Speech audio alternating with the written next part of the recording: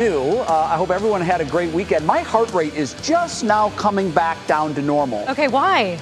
The most exhilarating playoff weekend in the history of football. I should have known. It was sports related. Oh my goodness. It was edge of your seat drama. All four games decided on the last play of the game. It was nuts. I heard about it this morning. It was just crazy. Welcome to the program. I'm Jay Crawford. Laura Queso is in for Betsy today. Laura, a very good Monday evening to you. You as well. And a terrific Monday evening to everyone watching at home. Yes, happy to be here. We have a lot to talk about. I thought you were talking about your heart rate because of the drive into work. I thought maybe it was messy with the snow. That was child's play. Oh, that was no big deal. We start at 5 tonight with more snow. Let's take a look now at live pictures. Right now you're looking at 90 eastbound near East 185th Street. The roads are passable, as you can see, but there's still a lot of that just general slushy soup stuff that's out there, so do be careful. Yeah, so we kick things off with team coverage. Emma Henderson talked with Lakewood City crews as they tried to keep up with the snow.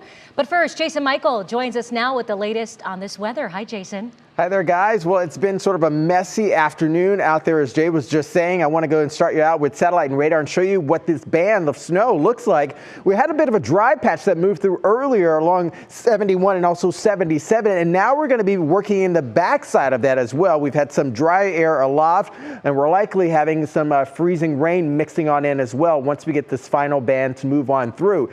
It is slushy out there. It's a mess. On top of everything that's already frozen on the ground, we have fresh powder that has been moving through the area today and also yesterday. So this is the last system that we're going to have, at least for a couple days, before we kind of dry things out and prepare for the next system. Still watching a couple areas for us this evening. Once we get this final band moving through, we're still going to be dealing with some of that lake effect activity happening over towards the eastern half of Cuyahoga County, Lake Geauga, and also Ashtabula counties, and also down south. You can see over towards Medina, Summit, and also Portage County over on 76. The final two areas that we're watching, still also over towards the west, still looks like some light banding as well. South winds have elevated our temperatures into the 20s for the most part, but that Arctic air is going to be diving south into the region later on tonight, heading into tomorrow, and we'll talk about that in the full forecast a little bit later. Jay? All right, Jay Mike, we'll see you in just a little bit. Next on your feed at 5, the scramble to get our roads cleaned up is on once again. We're used to seeing the snow cleanup from our cars, but what does it look like from the plow point of view? Emma Henderson hopped a ride with a plow driver today in Lakewood to get his perspective on cleaning up and staying safe. Emma, good evening to you. What did you learn? Good evening. Well, I definitely learned just how big a plow is when you're trying to get in it rather than when you're just looking at it from the road. But I also learned just how long it can take to clear just a main road, the amount of work that goes into it. So here in Lakewood, they anticipate it'll take 4 or 5 passes of Detroit Avenue alone to clear it, and that's one main road. They also have all the side streets and neighborhood streets they have to tackle. That's where they really get to maneuvering these huge vehicles. The plow drivers can't actually see their plow, just a brightly colored pole coming up from the blade, and they have to get as close to the curb as they can, which is why you might end up with a buried car if it's parked on the roadway. We don't bury them intentionally, but we do have to plow the snow. It makes our job a lot harder when cars are there, and when a car moves, we do have to move that snow. Now, part of the reason it's so important that those plows get to the curb is that they need to get to those gutters so that when the snow melts, it can actually get into our drains. That way, we're not dealing with a flooded road. Jay? Yeah, there is so much, Emma, that goes into it. I'm wondering, was there ever a time during your ride along where you were a little frightened? Because those things are big and they move pretty quickly.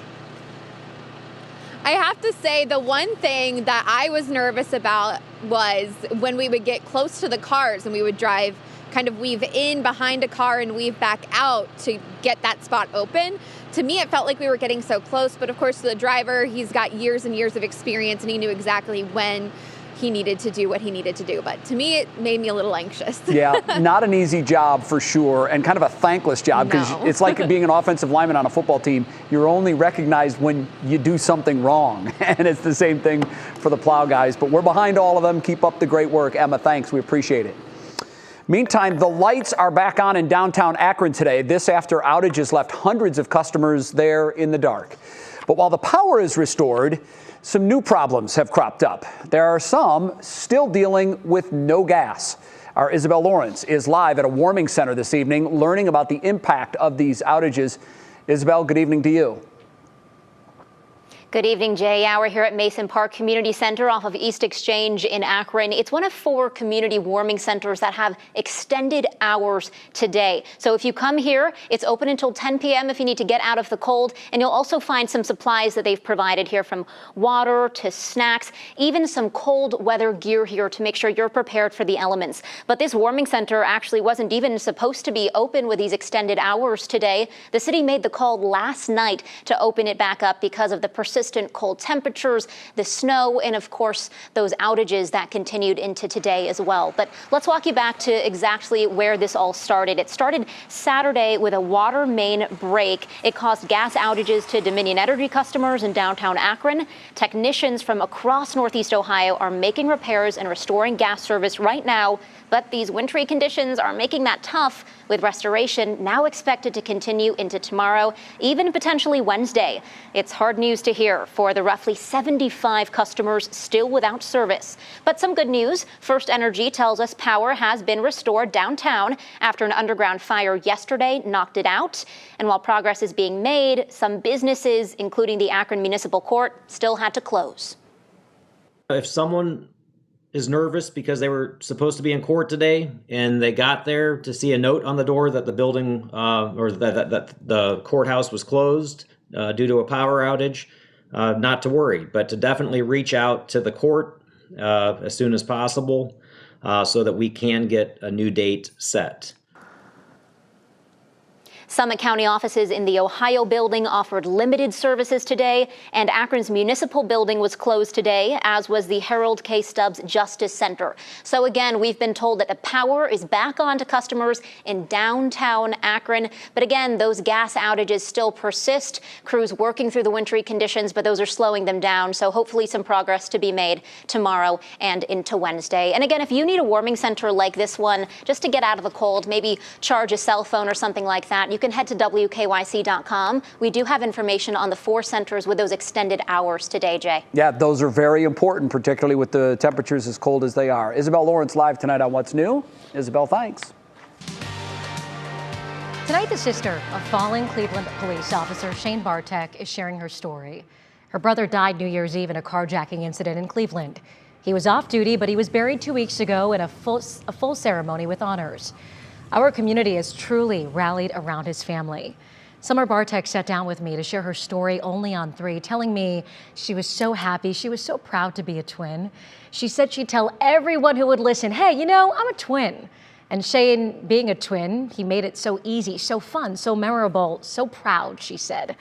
Summer said Shane made him proud through his bravery in his last moments of life when he was murdered. That night, New Year's Eve, Summer said she felt off, she felt sick, and she couldn't explain why until Shane's fellow Cleveland police officers delivered the news. Her brother was killed. And since then, she feels half of her is missing, but she is so, so strong. And now Summer writes letters to her brother like this one. She writes, "There's a snowstorm outside. It looks beautiful. It makes me miss you a lot." Even in the future, when I have kids or get married, hey Shane, I got married today, you know, so I just always want to picture him like right next to me. I don't want people to remember the last 5 minutes of his life because he was so much more than that. I want them to remember the goofy, kind, wonderful person that he was. Tonight at 6, I hope you'll join us for the full story with Summer Bartek, what she's saying about the night her brother died, and what she wants this community really to know about him. Again, that's at 6 on What Matters Most. I remember first hearing her speak at his service, thinking there is no love outside of marriage and parenting like the love shared between twins and the bond that they share. And her words when she speaks of her brother have been so beautiful, and she really has done his legacy proud. But the thing I found most amazing about your report is the fact that that night she felt sick, like something was off. And I've heard twins before say when one of the other is in trouble, they almost have that sixth sense where they can feel it too. Yeah, and she talked a lot about that night, but also about being a twin. And they were different though. She's more the introvert, he was the extrovert. Right. And I don't want to give it away, but I have to say this.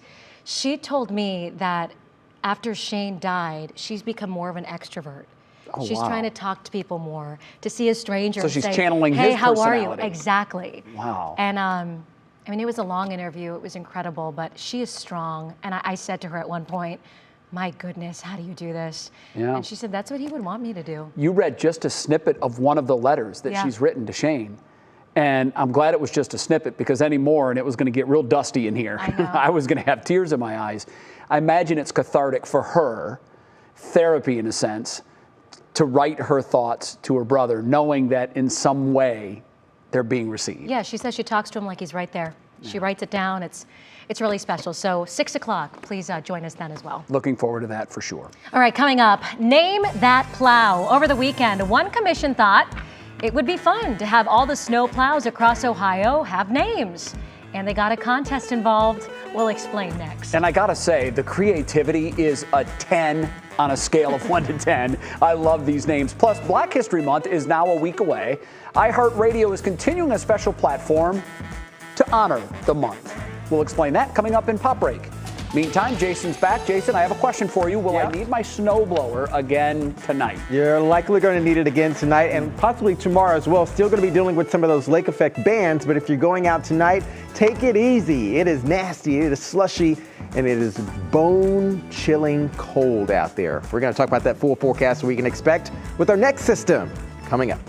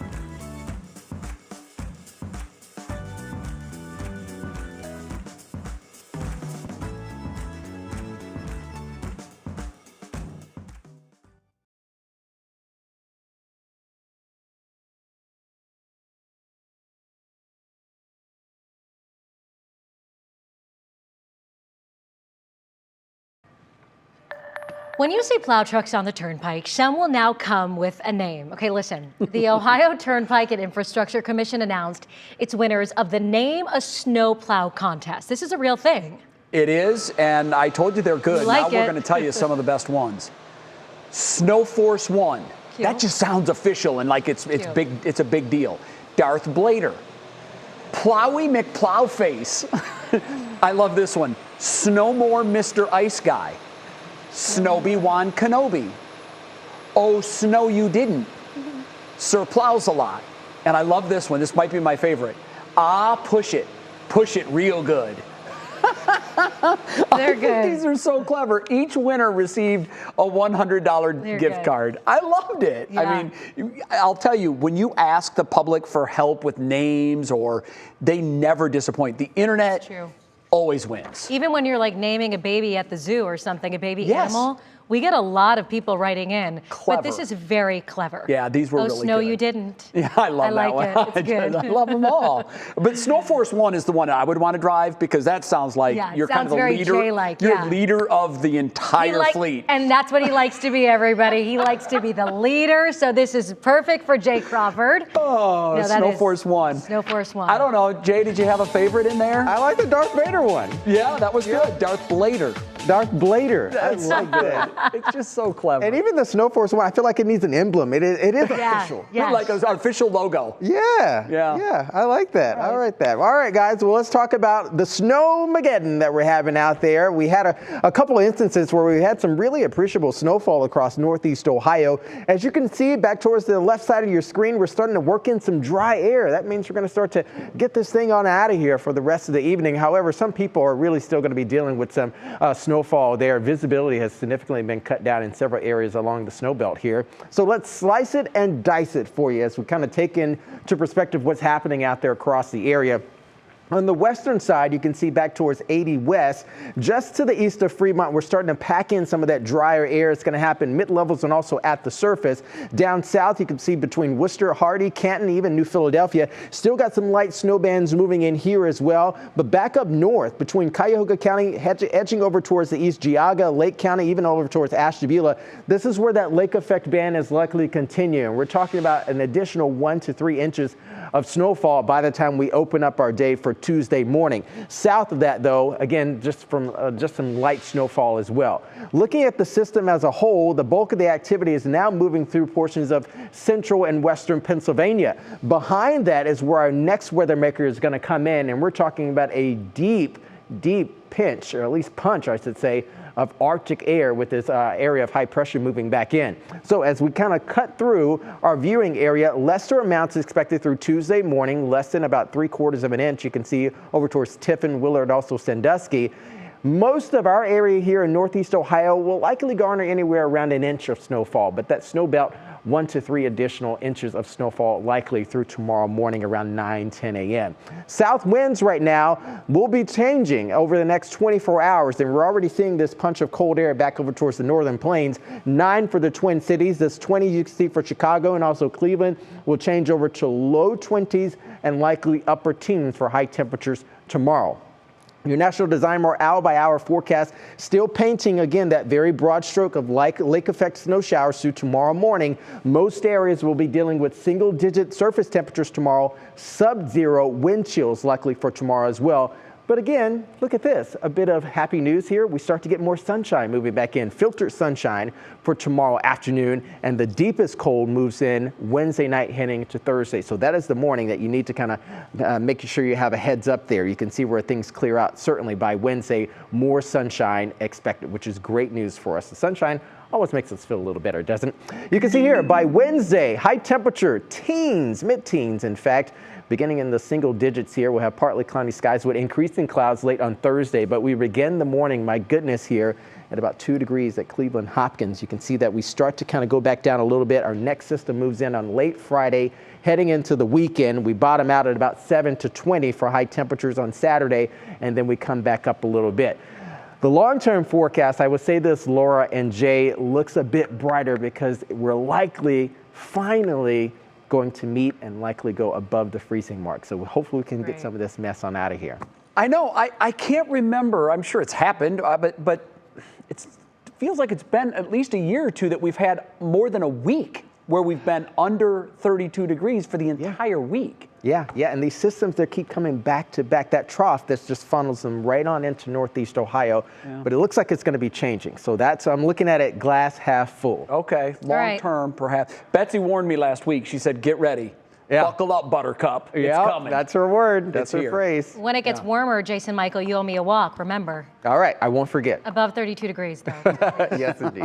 All right, thanks. Coming up, we're remembering a French fashion designer. Some of the biggest names he's known for designing. That's ahead for you in Pop Break. Then in our Worth the Watch, how a drone helped rescue a dog. This is both crazy and ingenious. We'll share that story next.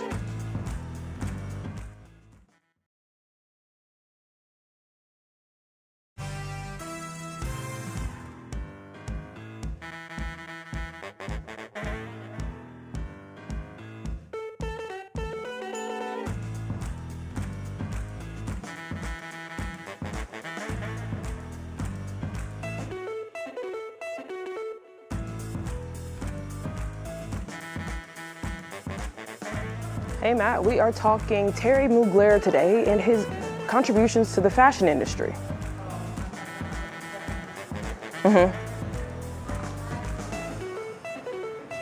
He had a lot of, I don't know what.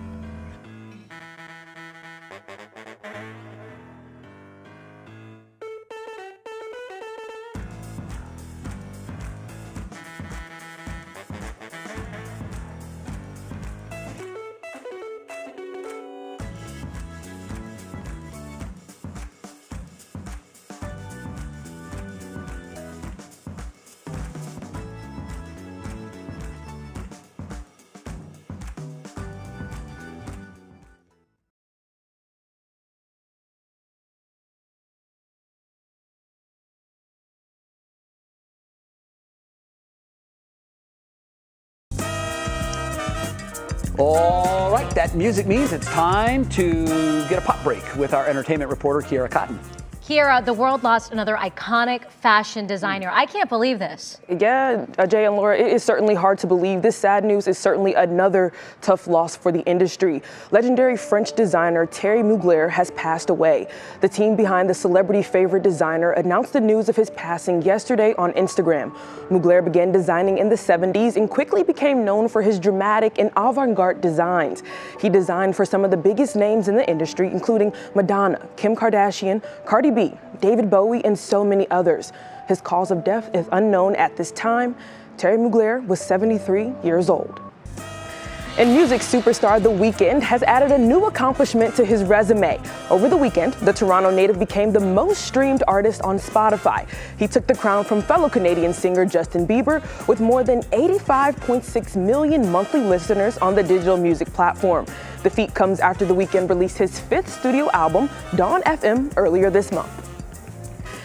And iHeartRadio is preparing to celebrate Black History Month. This morning, the radio streaming platform announced its lineup for its 2nd annual Living Black. The month-long celebration is set to include a special event that will feature performances from Big Sean, Her, Moneybagg Yo, and Ari Lennox. Singer and entertainer Lizzo will also give a special performance. The event will be broadcast on TikTok and streamed to the iHeartRadio app and several of their stations on February 23rd.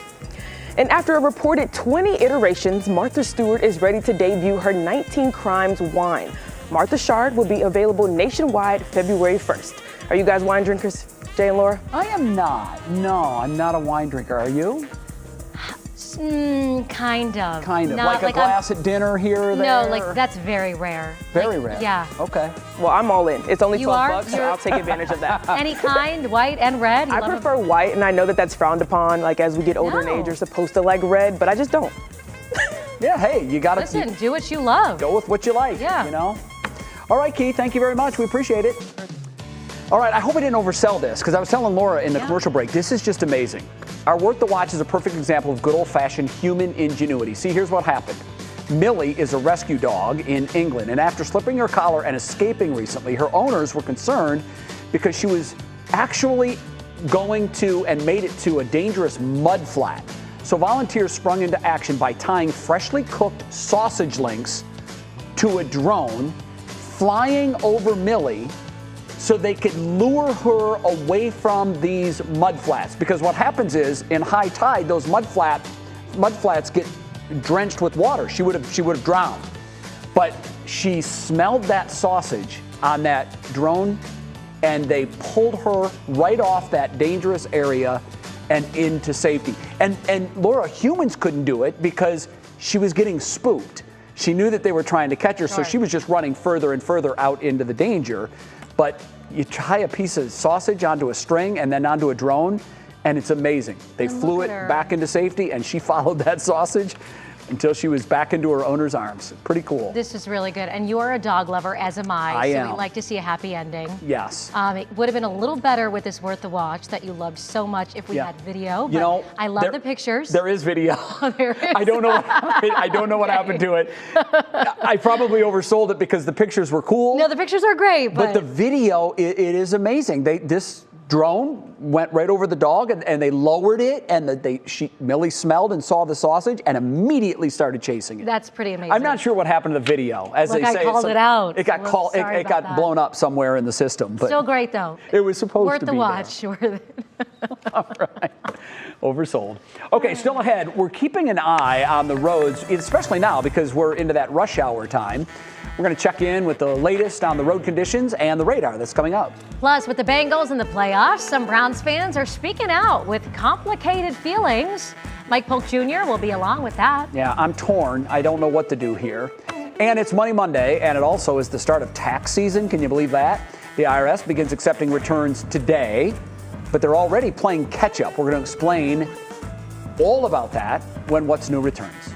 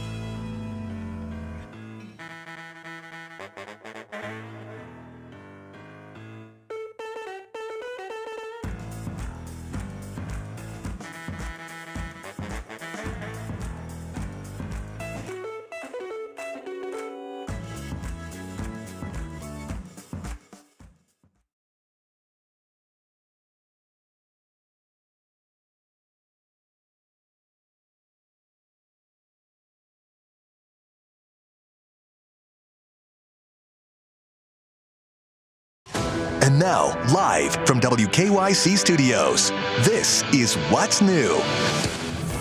We have 3 things you need to know at 5:30. This is a live look at I-90 eastbound in Willoughby. There we are. The roads are pretty slushy out there, so you'll want to be careful. We'll have more on that in just a bit. You really have to avoid the side slush on the sides of the roads there, because that can pull you right off the road and into the guardrail. We have some good news for Akron residents. Power has been restored there for hundreds of customers. This after an underground fire knocked it out. However, some are still without gas. A water main break caused gas outages to Dominion Energy customers downtown Akron. Technicians are making repairs, but the wintry conditions are making that tough right now. It could be tomorrow or possibly even Wednesday before the work is complete. We have information on warming centers in the Akron area. It's up now on our website at WKYC.com.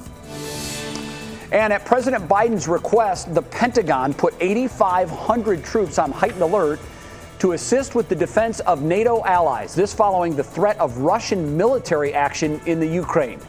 This was over the weekend. The U.S. issued a new warning urging Americans in Ukraine to get home as soon as possible, including families of embassy staff in Kiev and any non-essential workers still in the country. All eyes on that situation because it's a tinderbox right now. Right. We don't know which way it's going to go, but we'll continue following all the developments there. And with that, we welcome back you to What's New. It's 5:30, almost 5:31. Here we are on your Monday. So you didn't watch any of the football then over the weekend? Not a big football fan? No, I mean... If the Browns aren't playing, you're not interested. Yeah, exactly. If the Browns aren't playing, I'm like, but I heard about it this morning. It was like, what, to the last second? It was a really good game. Oh, my God. All 4 were decided on the last play of the game, Laura. The last play of the game. Were you streaming at the TV? I wasn't screaming because my team wasn't involved. Okay. So I may have been speaking with a raised voice. Sure. A few times and questioning some calls by the coaches, but other than that. And I talk about all this because coming up in just a little bit, Mike Polk has a piece where he's trying to figure out, how do I root for the Bengals? I mean, they're our enemies, but they're an Ohio team. So that's coming up in just a little bit.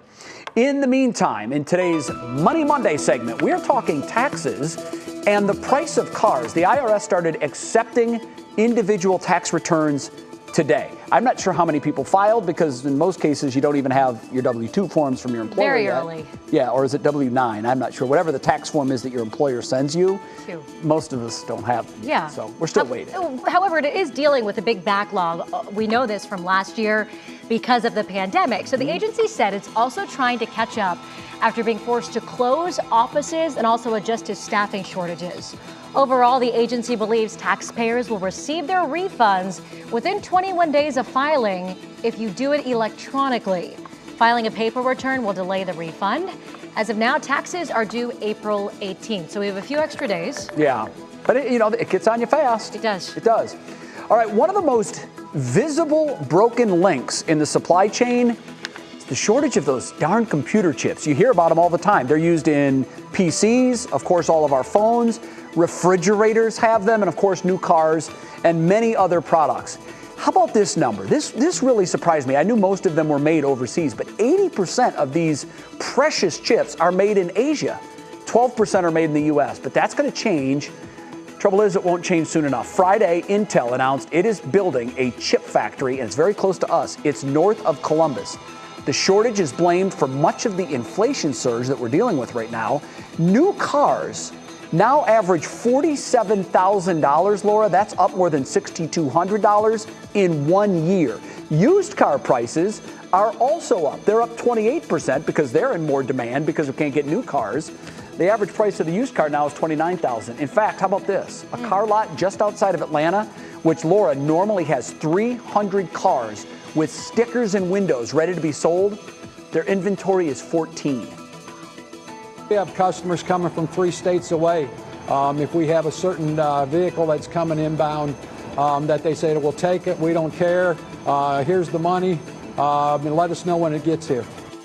So this is a problem for my household. It is? Yeah, because we need a new car. Oh, there's never been a worse time to need a new car. It's really bad. So when the pandemic hit, my husband started working from home. So we thought, okay, we only need one car. This was a long time ago.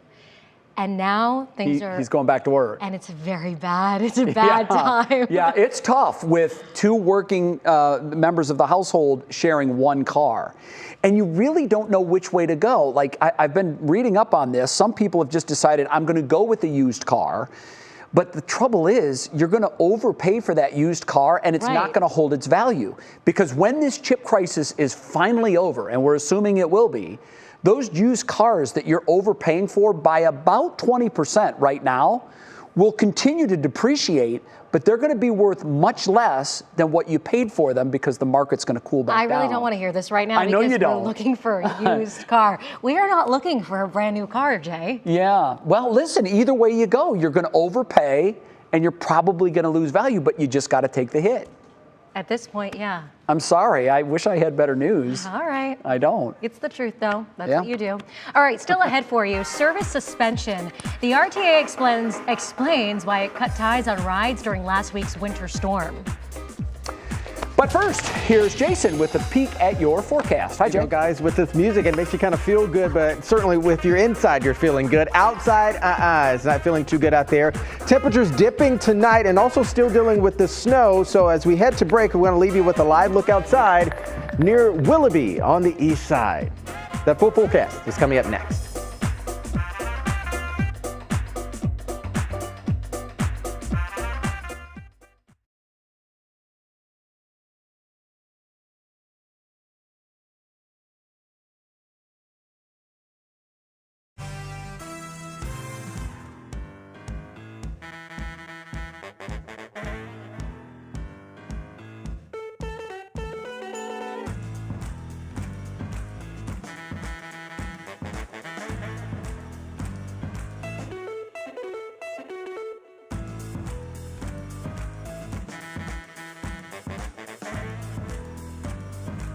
Hello, mic check. What's clicking in Cleveland is RTA's response. Cool.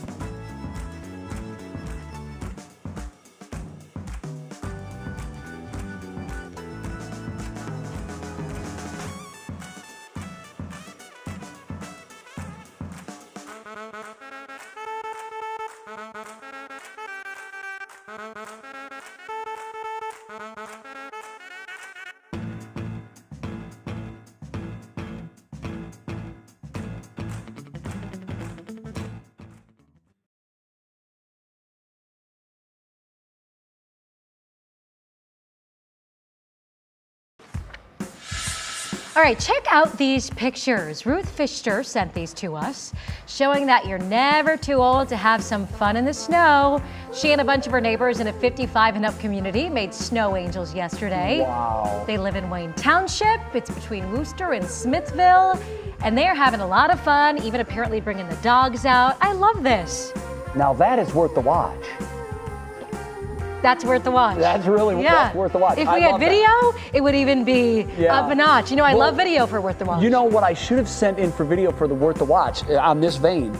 Yesterday, my wife, I was plowing the sidewalk, and she said, I'm going to get the sled and go down our hill. We've got a huge hill that goes down into the woods in the backyard. And so we did, and we're plus 55, by the way, because you told me last week when you worked with me, you're old, Jay. I would never. And it wasn't Jay, like that. We took that sled down the hill probably 5 times each, and one of the runs I went with one of my golden retrievers, and I'm telling you, it was like I'd take 30 years off my life. See, like I felt like I was a kid again. That to me, truly, I'm not being sarcastic with you. That's worth the watch. Yeah, I got it right here on my phone. I'll show you in the commercial He's break. missing the mark. Like, I don't know. You know what It's also pretty would good, have been though. worth the watch was I heard Betsy, we were talking about earlier, yesterday she went sledding as We were well. sharing sledding stories earlier today. That is worth the watch. I love it. It's so much fun. You forget how much fun it is. It's like bowling. Yes, indeed. It's also going to be worth the watch later on this week when folks start putting on 2, 3, 4 coats just to stay warm, because we have our next weather maker, I call it an Arctic blast, moving on in. So as we were talking about yesterday, high, low, that is kind of what's happening with these systems moving through the area. We're preparing for this low here, this clipper system, to exit towards the east, and then that will allow for this area of high pressure to move back in, bring in a very, very cold air mass from Canada. So you can already see where we're kind of packing in some of that drier air back towards western areas of Erie and also Huron County, Richland, Ashland, you're soon to follow, then Medina and also Lorain counties as well. So some of the snowfall that is falling right now, it is beginning to be on the light and fluffy side, not sort of that moisture-laden snow that is hitting the ground and kind of sticking, that fat snow that we like to call it, hangs on power lines, trees, and everything in between. Down south, you still got some heavier bands, and even along 80, 271, that's also a nasty stretch as you get closer to 90 of people commuting there. This heavier band is going to kind of linger around a little bit longer for this evening through early tomorrow as well, before it pushes out of the area around 9, 10 a.m. for tomorrow.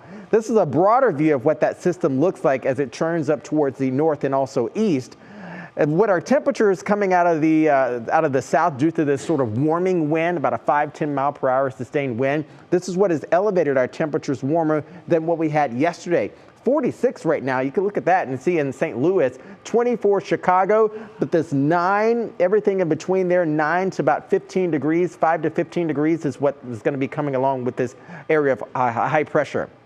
Snowfall accumulation rates over the next 24 hours is going to be more on the lighter side. As you can see, some lighter amounts down south. This is where that drier air would kind of be moving in first with some of that lingering lake effect band along the lakeshore there. 1 to 3 inches are going to be likely from Cuyahoga up to about Ashtabula counties through Wednesday. So again, for the most part, the snowfall gets on out of here by Tuesday morning, and then a few residual light lake effect snows moving through as well. Your National Design-More hour-by-hour forecast. Notice the winds here out of the south right now, but they're going to be out of the north and west, tapping in some of that warmer lake. It's about 33 degrees right now, so it's tapping in some of that moisture, and you can see its surface temperatures in the teens and single digits.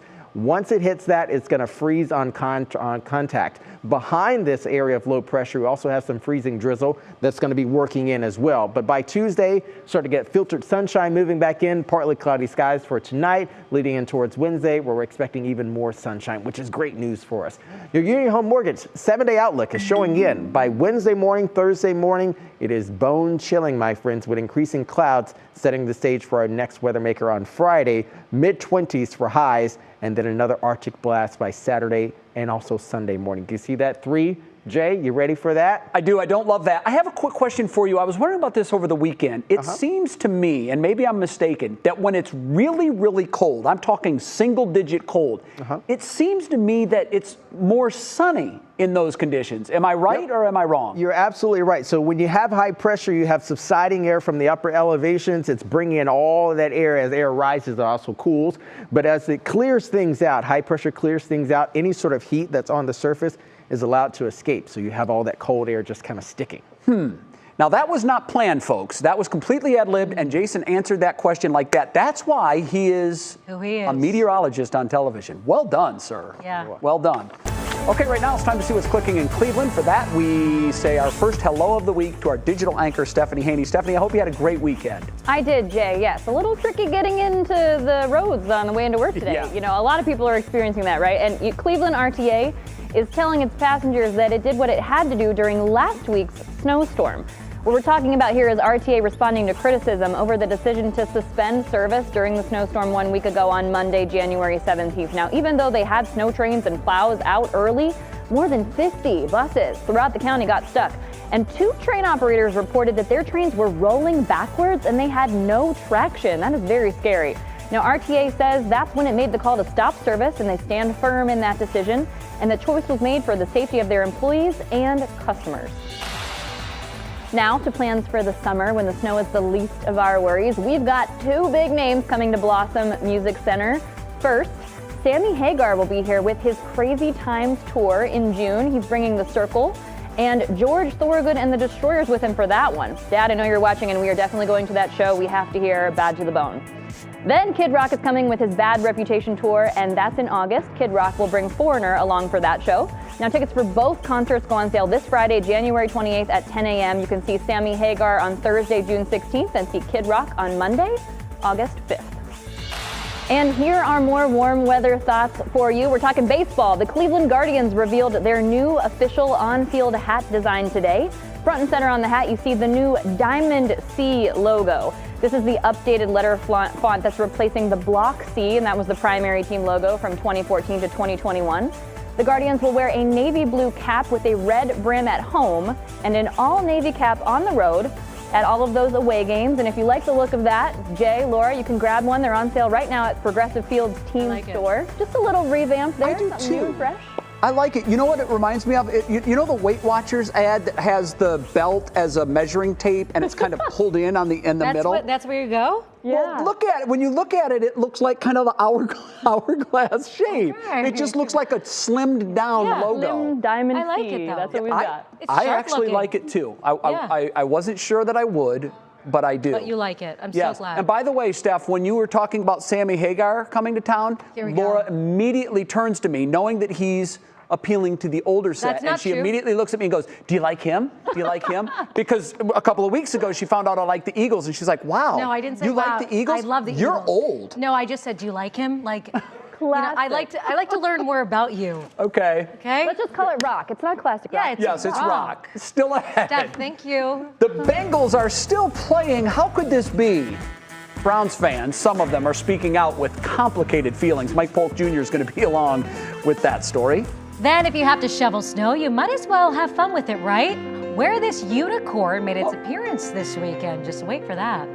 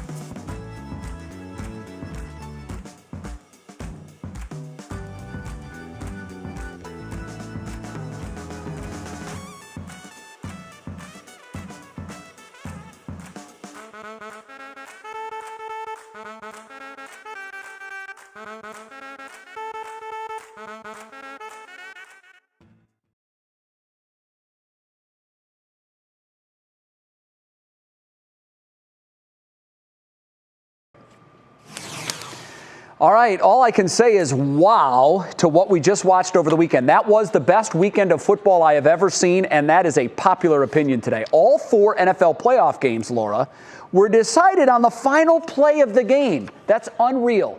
Sadly, our Browns have been watching all of this excitement, while other teams, including our frenemy down in Cincinnati, the Bengals, have advanced to within 1 win of Super Bowl 56. They've already been to 2. We've been to none. So how should Cleveland fans feel about the Bengals hogging the Ohio spotlight? I'm taking my cue from Mike Polk Jr. So here's the big question, and I'm hearing it a lot. Should we root for the Bengals? The AFC North champs pulled out a remarkable win during one of several amazing games this weekend. And as they prepare to face the Chiefs this Sunday, a lot of Browns fans find themselves torn and wondering, is it okay to cheer on this scrappy young team with a goony nice quarterback? After all, they're from our home state, right? But is it right? I asked Browns fans on Facebook if they were rooting for or against Cincinnati this weekend, and I'll just say, while there were indeed plenty of Browns fans who definitely stated, often with quite salty language, that they would never ever root for the Bengals, I was surprised to see that the vast majority of respondents are actually pulling for Cincinnati. And I have to say I have very conflicting feelings about this. On one hand, it's kind of nice to see how many Browns fans seem to be good-natured and emotionally mature enough to find it in their hearts to cheer on their downstate division rival. But on the other hand, and my overall takeaway from reading through the comments was, are you kidding me? You can't root for the Bengals. You're Browns fans. What in the Sam Ratigliano is wrong with you people? We don't root for the Bengals. It's just not right. And I've heard the 2 primary arguments being put forth to defend this unsavory practice. 1, they're from Ohio, just like us. Aw, who cares? Yes, they do reside within our state's boundaries, but one must remember that they're actually much closer to Kentucky than they are to Cleveland, both geographically and culturally, I assure you. And 2, Joe Burrow's a great guy. How can you not root for him? Watch me, it's easy. Hey, Joe Burrow, you seem like a great guy. Also, I hope you lose this Sunday because you play for the Cincinnati Bengals. See, that wasn't hard. This does perhaps seem to be a bit of a generational thing. Based on the entirely unscientific Facebook poll, it seems that people from my Generation X and baby boomers are far less willing to cheer for the Bengals than the millennials and the Gen Z kids are. See, I was raised to wish misfortune upon every team in our division. When I was a child, that included me having to hate the Houston Oilers because they were in our division at the time. Requiring a small child to detest a football team and their entire Texas fan base is a lot to ask of a 6-year-old, especially because I had no idea where Texas even was. But I did it because I was informed that as a Browns fan, that was the right thing to do. Now, as far as how much we should root against the Bengals, I'll point you to this handy chart. As you can see, there are 2 variations because there's a lot of internet disagreement as to which team should have the top hate spot, and there's really no wrong answer. Traditionalists tend to lean towards having Pittsburgh up there, but I myself despise Baltimore supremely and prefer the latter. Neither is wrong, but as you can see in either variation, you'll find Cincinnati locked in securely at the bottom for a variety of reasons, but primarily because they've always been pretty bad like us and we've never had as much direct reason to despise them as the other 2 squads. But I'm sorry, the simple fact that they are just not the Steelers or the Ravens is not enough for me, and I cannot condone cheering for them. As a Browns fan, first and foremost, I want my team to win. But if they can't, and they so often can't, the next best thing is for my enemies to lose. So while I applaud the open-mindedness of my fellow Browns fans who are backing the Bengals this weekend, I'm afraid I shan't be joining you. So call me petty if you will, because I am, and go Chiefs. Mike, thank you very much. I'm taking the other school of thought, and it's not because I want the Ohio team in there. Sure. It's just because the Chiefs are that team now. This is the 4th straight time that they've hosted the AFC Championship game. That's never happened. So they're bordering on, if they win the Super Bowl, they're right there in a dynasty category. I want a new team. I want the Bengals just for that reason. This is like my only football knowledge. Okay. Travis Kelce, who's from our area. Yes, I know. Obviously with the Chiefs. Yeah. I mean, that kind of has me. I know. So that's my like silver lining. If Kansas City does make it, I'm at least happy for Travis and the local angle there. Yeah. One other thing I want to point out as we look forward here, Buffalo has Josh Allen, Kansas City has Patrick Mahomes, and Cincinnati now has Joe Burrow. These are 3 of the game's best quarterbacks, and they're 25-ish or under. And they're going to be in the league in our conference for the next decade. I don't know where the Browns are going to sneak into a Super Bowl. I really don't. And I know that sounds very defeatist, but my goodness, these 3 are amazing. No, I have a lot of faith. They aren't going anywhere. I hope you're right. Okay, next, we've seen snowplowers dressed as a unicorn, right? Or was that a dinosaur? Dinosaur. A dinosaur. I was close. Now, a new creature is taking to some local streets. We're going to tell you where ahead and show us something good. Then on What Matters Most at 6, President Biden has put thousands of troops on high alert as he prepares for any actions taken by Russia against Ukraine. We'll hear from a local Ukrainian about what they'd like to see happen. And here's our pop quiz today. Did you know that on this day in 1935, canned beer made its debut? Our pop quiz question, which company sold it first in cans? Was it Kruger Brewing, Budweiser, or Minhas? I hope I'm pronouncing that right. I'm not old enough to know exactly how that was pronounced. You are not. We'll answer that when we come back.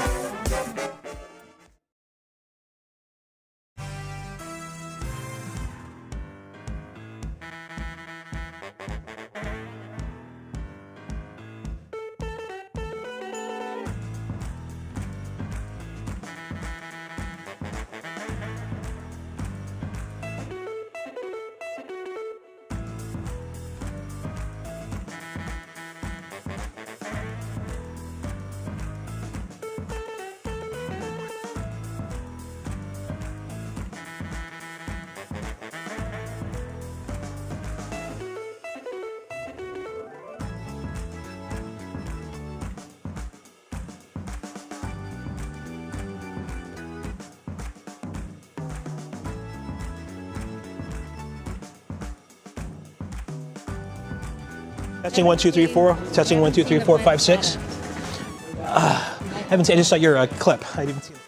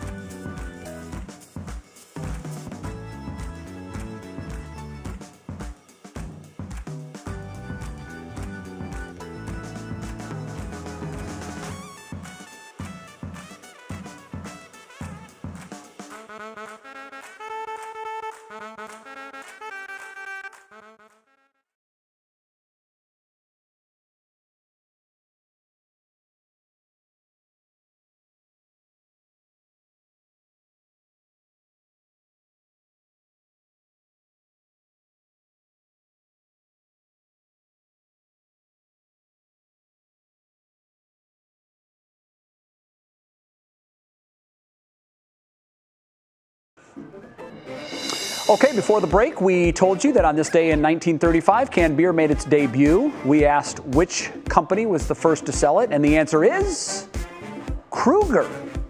It was a brewery in Newark, New Jersey, founded in 1858. 2,000 cans were delivered to Richmond, Virginia, and it's been a big hit ever since. Clearly. All right, now to tonight's show is something good that comes from West Park near Camps Corner. Joanne Lampresti sent these pictures in over the weekend saying their neighbor Brian Blankenship plows the neighborhood sidewalks in that area dressed like, yep, a unicorn, and it really entertains all the kids on the street as it should. That's I can see adorable. Why. Yeah. Bring some fun. Cool. It is. We're out of time. Thank you so much for joining us. We're back tomorrow at 5, and we hope to see you then. What Matters Most starts right now. Now at 6, in her own words. I probably would tell everyone that would listen that he was my twin. I was just so proud of it.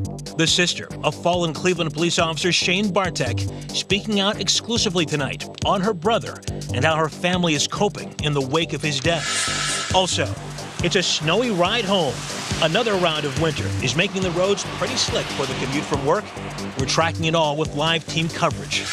Utility failure. I do know that the power outage downtown is causing some problems. No electricity and no gas causing misery in downtown Akron. But there's a bright spot tonight after hours of being in the cold and dark. And waiting for war. tensions build as Russia looks to invade Ukraine. We talked to some local Ukrainians for their take on what's happening. From the WKYC studios, this is What Matters Most. And good evening. Thanks for being with us. I'm Russ Mitchell. And I'm Laura Queso. Tonight we're following these top stories. First, in an interview you'll see only here, the sister of fallen Cleveland police officer Shane Bartek sits down with us, telling us what life has been like since his death and how she wants her twin to be remembered.